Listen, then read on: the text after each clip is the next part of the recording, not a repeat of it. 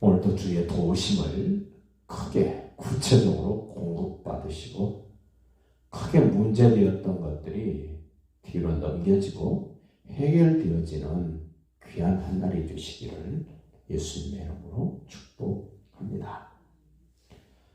하나님의 백성이라면 꼭 지켜야 하는 3대 절기, 반드시 하나님 앞에 얼굴을 보여야 하는 그 명절 3개를 말씀하셨습니다. 6월절이요, 77절이요, 초막절 이야기를 하신 후에 너희 지파를 따라서 지도자들을 반드시 세워야 된다. 왜 세워야 됩니까? 백성들의 크고 작은 여러 가지 다툼 문제를 해결하기 위하여 지도자가 필요하다. 지도자가 해야 될 일이 하나님이 하시는 심판에 버금가는 재판을 해야 된다. 심판이나 재판은 억울한 일이 없어야 되지 않습니까? 무죄 추정의 원칙, 헌법에서 이야기를 합니다. 무죄 추정의 원칙에 의해서 판결받기 전까지는 죄가 없는 걸로 취급해야 된다는 논리입니다. 하나님도 그러십니다. 재판관을 세울 때는 하나님의 마음으로 하나님의 기준으로 하라는 겁니다. 앞선 사람들이 정말 조심해야 될 것, 무엇이 공의입니까? 무엇이 정의입니까? 무엇이 평등입니까? 우리 대한민국에서 가장 크게 문제가 됐던 단어 3개, 특별히 정치권들, 앞서 일하는 사람들에게서 이것이 무너졌을 때 국민들이 분노하지 않습니까? 하나님이 지금 그러시는 거예요. 자, 재판할 때 어떻게 해야 됩니까? 19절 기준이 나옵니다. 너는 재판을 굽어지게 하지 마라. 왜곡되게 하지 마라. 올곧게 바르게 해라. 굽게 하지 말라는 거 그겁니다. 바르게 해라. 바르게 하기 위해서 반드시 준수해야 될 내용이 나옵니다. 사람을 외모로 보지 말고 너 재판해라. 예를 들어서 안면이 많은 사람, 나한테 유익을 준 사람, 내게 손해를 끼치고 나를 불편하게 했던 사람의 재판을 내가 한다면 그거에 의해서 치우치지 말라는 겁니다. 쉽지 않죠. 판사들이 재판할 때 뭐라 그럽니까? 양심에 따라 이럽니다. 우리는 양심에 따르는 것도 안 됩니다. 예수 믿는 사람은 나는 양심에 따라서 했으면 안 됩니다. 하나님의 말씀을 근거로 해서 해야 합니다. 무슨 말입니까?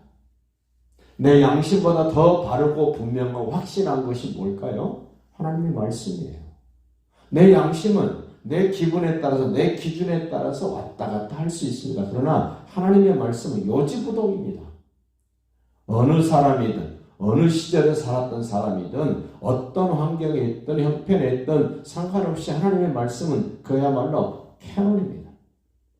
기준입니다. 그래서 또 한 가지 말씀을 합니다. 뇌물을 받지 말라. 뇌물. 설 명절이 돌아옵니다. 공직사회에서 농산물은 10만 원 이상 그 뇌물이다. 식사값 3만 원 이상이면 뇌물이다. 안양에 있을 때 과천에 봤더니 한정식이 30만 원, 40만 원짜리가 있습니다. 1인분에. 놀래가지고 그 가격표를 보고 놀래가지고 그 한정식 집에 들어가서 물어봤습니다. 여기에 오신 분들은 주로 어떤 분들입니까? 했더니 청사에 있는 분들이 온답니다. 그럼 그분들이 돈 내고 그거 먹겠습니까? 누군가가 대접해 줄 거 아닙니까? 뇌물이 왜 문제됩니까? 그 다음 말씀을 보십시오. 뇌물은 지혜자의 눈을 어둡게 한다. 뇌물. 의인의 팔을 굽게 한다. 뇌물이라는 그것이 어떤 결과를 만드느냐는 겁니다. 뇌물 자체도 문제입니다만 뇌물이 그 다음에 하는 일이 엉뚱한 엄청난 일을 만든다는 겁니다. 우리 대한민국 정부에서는 뇌물을 그렇게 액수로 규정해 놨습니다만 성경에서는 뇌물을 뭐라고 말씀하냐 하시면 네 마음이나 생각이 조금이라도 치우칠 수 있다면 그거 다 뇌물이다 이럽니다. 자판기 커피 한 잔 얻어먹었습니다. 그것 때문에 내 마음이 그쪽으로 기울어진다면 그것도 뇌물이다. 내가 차를 가지고 갔는데 주차 요금을 내야 되는데 아무것도 없어서 주차비를 못 내는데 누가 주차비를 대신 내줬습니다. 그거 별거 아닌데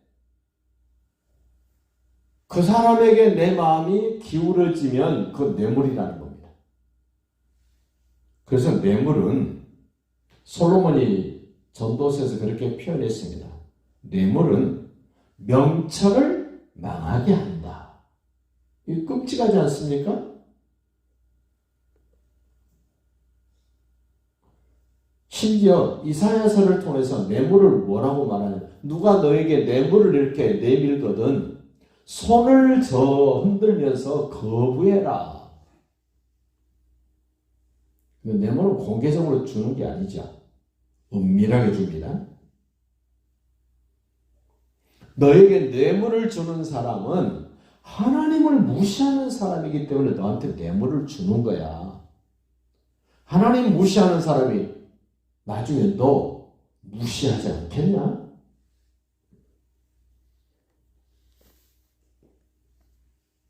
다시 보십시오. 20절. 지도자로서의 재판장으로서의 어떤 위치에 있는 사람들이 조심해야 될 것, 너는 마땅히 공의만을 따르라. 그리하면 내가 살겠고 내 하나님 여호와께서 내게 주시는 땅을 차지하리라. 지금 이 뇌물 때문에 망가진 사람들, 어떤 장로님이 저한테 그러시더라고요.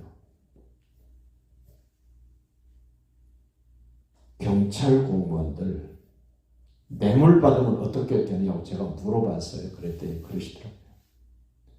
뇌물 받아서 그것이 드러나면 바로 옷 벗어야 된답니다. 옷 벗으면 그동안에 10년, 20년, 30년 근속을 했어도 퇴직금 한 푼도 못 받는답니다. 그동안에 쌓아놨던 명성 다 날아갑니다.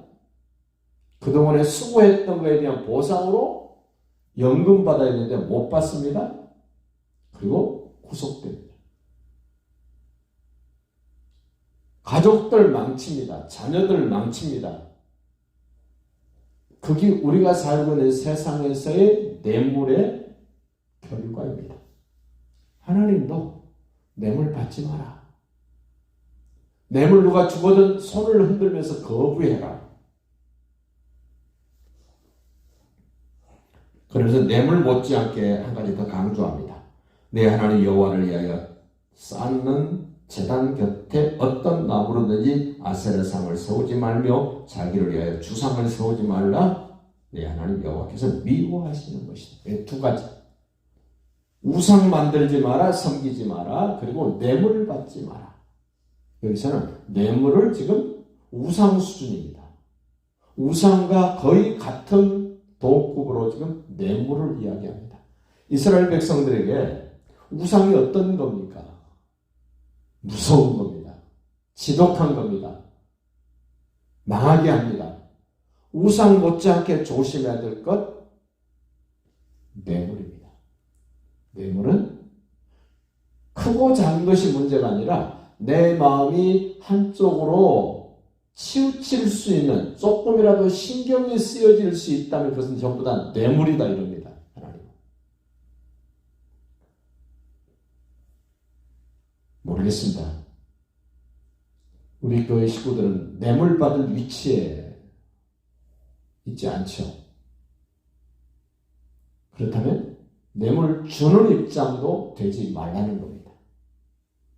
오늘도 하나님이 주시는 말씀을 바탕으로 해서 행복해지시고 평안해지시고 승리하시기를 예수님의 이름으로 축복합니다.